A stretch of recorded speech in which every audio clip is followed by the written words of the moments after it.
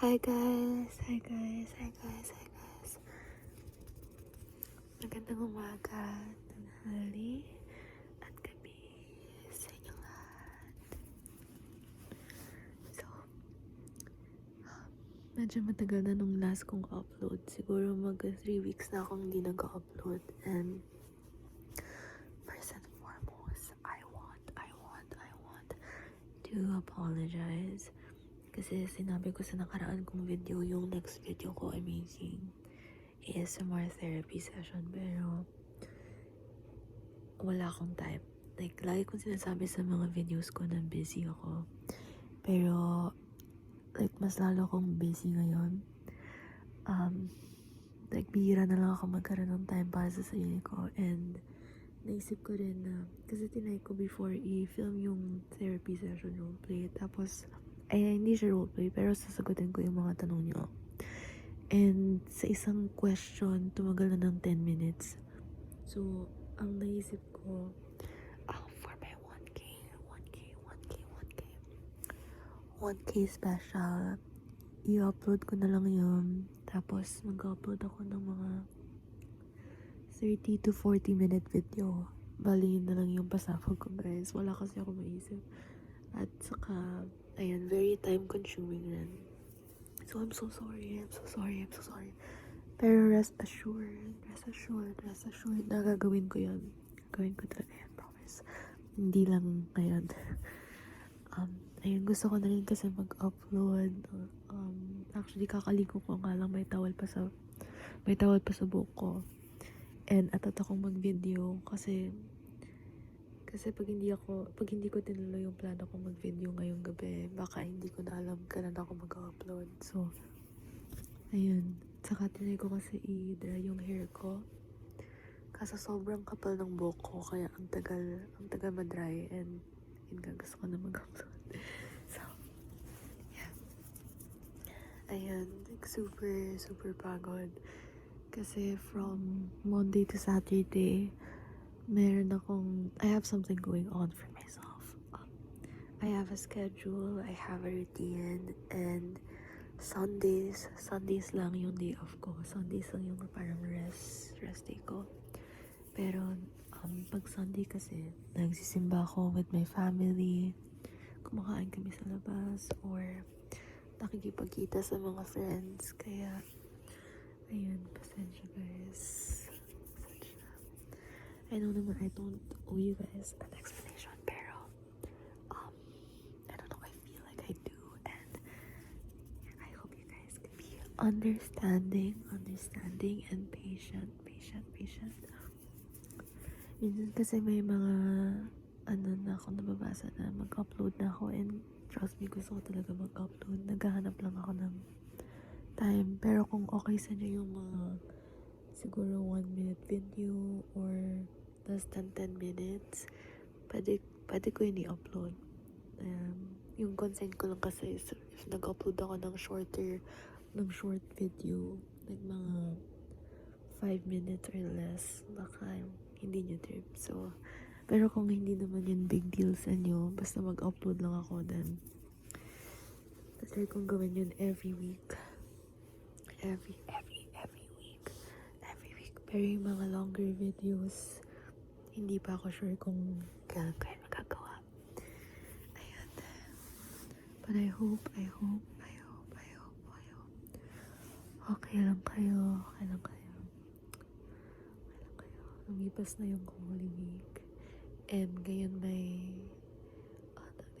sobrang init sa Pinas. Like, lumabas ako kanina ng bahay.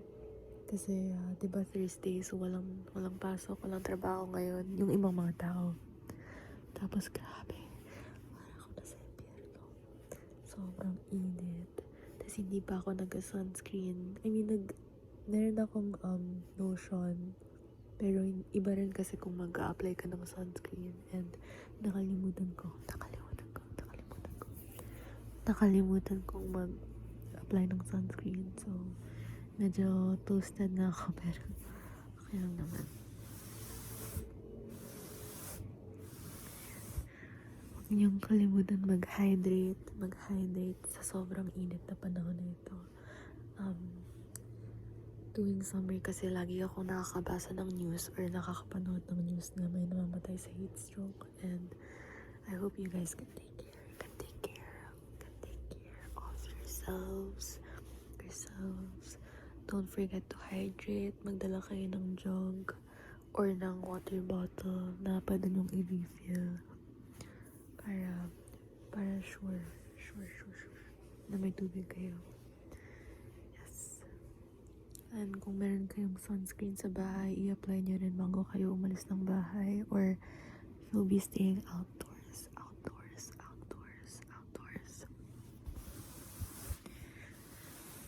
Ayun.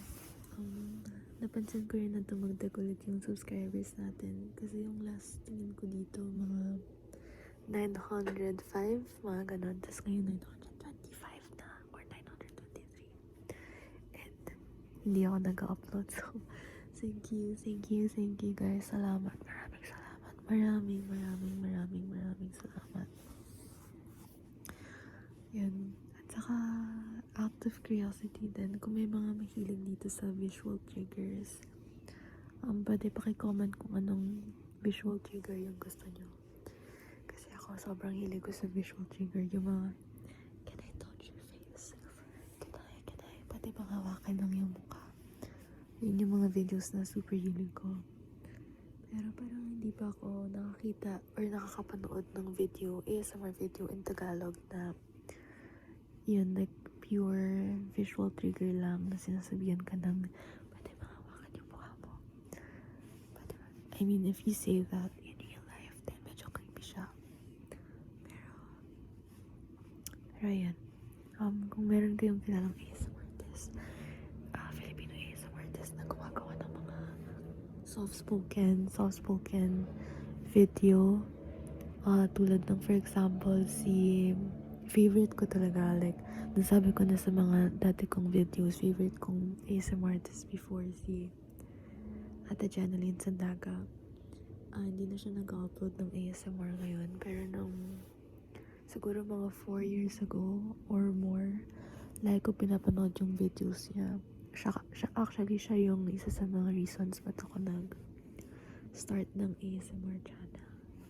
Kasi na-realize ko na onti lang yung Tagalog soft-spoken.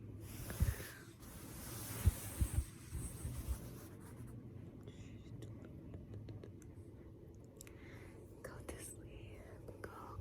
Matulog ka na.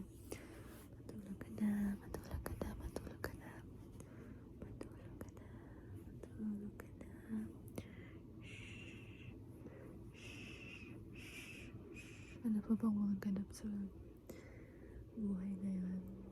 And minsan, pag may break ako, lately, pinapanood ko PBB. Ang tagal ko na hindi nanonood ng PBB, pero napanood ako bigla. Kasi may mga kaibigan akong nag-post ng PBB content. Tapos minsan nakikita ko sa Facebook or sa Instagram, and nakikurious ako. So one time, tinry kong panoorin. Or actually, nanood muna ako ng mga clips. Tapos, parang nagustuhan ko siya. So, inaabangan ko na siya halos every day. And yung near-root ko so far, siguro kung yung Big Four ko, si Esnir, si Shuvi, si River, pati sino pa ba? Siguro nakalimutan ko na yung pangalan nun. Ayun, siguro si AZ. Yan. Sobrang random, pero para may masabi lang. Yan, kung nanonood din kayo ng PBB, comment nyo din sa below. Comment down below kung sino yung mga top Big Four nyo. May mga ibang tao na sinasabihan, nagtingin ng mga tao, pag nanonood ka ng mga Filipino telenovela or mga Filipino shows or yung mga ganyan, or nakikinig ka sa local artist. Pero for me, hindi siya hindi siya nakakaya, kasi you should support yung mga local artists natin. Instead of saying na judgment sila or something. Pero hindi iba-iba naman yung mga tao. Iba naman yung mga tao. At saka hindi rin, actually, isa rin ako sa mga ganong tao before. Kasi, I grew up very kind of privileged kasi, and tinasabihan ako na parang judge ng ibang mga family members ko pag tinatry ko makinig sa OPM or nanonood ako ng mga telenovela. Pero wala, like, basta na-enjoy ko, wala naman akong pake OPM man yan or K-pop or western pop, like, as long as I enjoy something, then wala akong pake sasabihin ng iba. Ayun, hindi na rin ako masyado nakikinig sa mga OPM artists or wala akong masyadong kilalang OPM artists. Pero kung may mga ma-recommend kayo na kanta or na mga artists, comment nyo na rin below. And yeah, umabot na pala ng 11 minutes. But yun, I hope you guys are fine. Take care of yourselves, and hopefully I'll see you guys in my next video. Maraming salamat. Good night.